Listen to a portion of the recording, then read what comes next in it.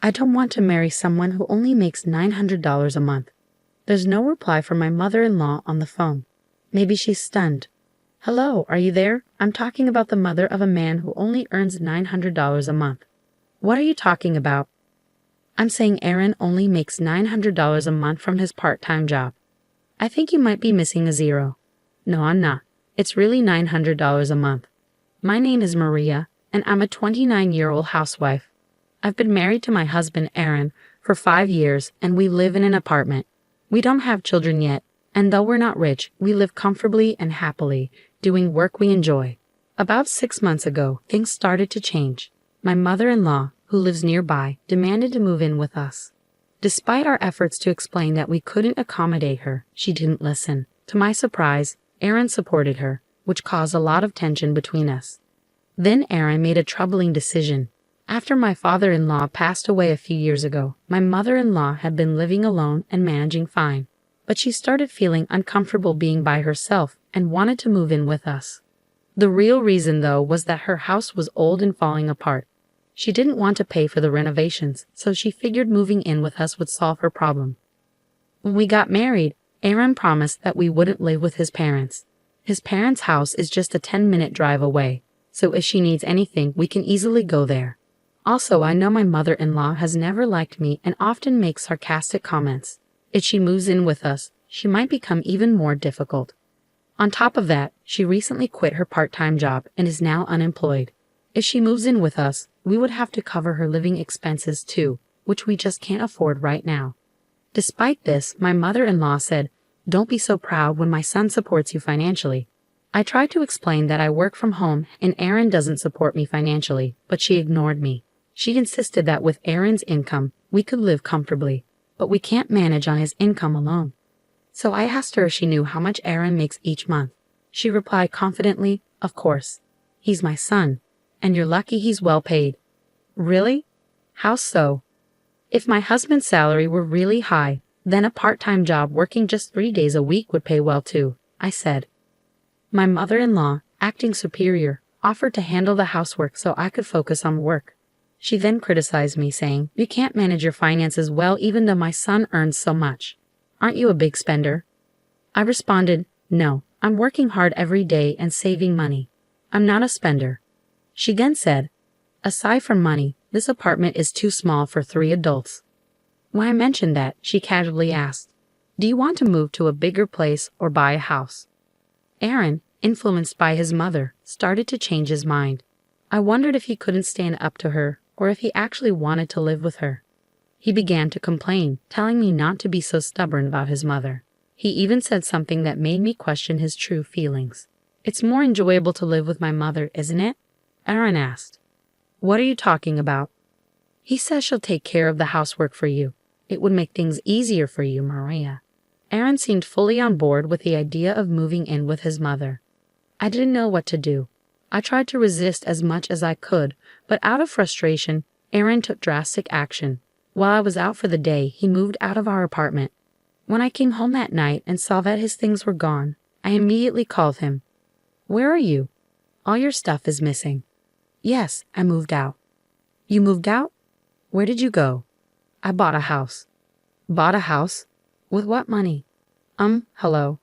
It sounded like my mother-in-law was covering the phone. "Yes, that's right. My son and I will be living in the new house for a while. We might move in with you later if you change your mind. You probably can't even afford the rent there on your own. You better be sorry." "Okay, well, excuse me. Hello?" My mother-in-law kept making sarcastic comments, but I felt ridiculous and ended the call quickly. They bought a house? They must be lying. There's no way Aaron and my mother-in-law could afford a house with their finances. I don't know where they are, but they can do whatever they want. Honestly, I can live on my own without Aaron and manage financially. I was already paying the rent myself, so I'm not worried. I started seriously thinking about divorce. A few days later, I got a call from my brother. "Hey Maria, long time no talk. You know Aaron and his mother are at my house, right?" "What?" "My brother owns a house. After he bought it, he got transferred, and I've been managing the house since then. Hold on a second." I immediately checked the safe in the bedroom. The key to my brother's house is missing. "Tom, the key is gone." Did you call Aaron? No, I'm actually watching the house from outside. I'm sorry, Tom. It's a long story. I think I have a pretty good idea of what's going on. What should I do? We can call the police right away. Yeah, but they're your family. I don't think the police will intervene. That's true. I'm sorry. I'll handle it in a couple of days. Can I ask you to wait a bit? Okay, let me know if there's anything I can do to help. Thanks. As soon as I got off the phone with my brother, I called my husband. Oh, I hope you're feeling sorry by now. Why is my mother-in-law picking up? Where are you? Oh, you don't sound very sorry, do you? Where are you? I don't mean to tell you anything, my mother-in-law said smugly. You're desperate, aren't you? You don't want to give up your husband with a $9,000 monthly salary, she continued. $9,000 salary? Who were you talking about? Of course it's my son. A son with enough money to buy such a splendid house. Ha ha ha. I couldn't help but burst out laughing. What's so funny? She asked, sounding offended. Aaron said that if you don't listen to him, he's willing to divorce you. I see. Then divorce is fine, I replied calmly. How stubborn are you? If he dumps you, you won't be able to make it on your own, will you? Of course I will, I said confidently. I don't want a husband who only makes $900 a month.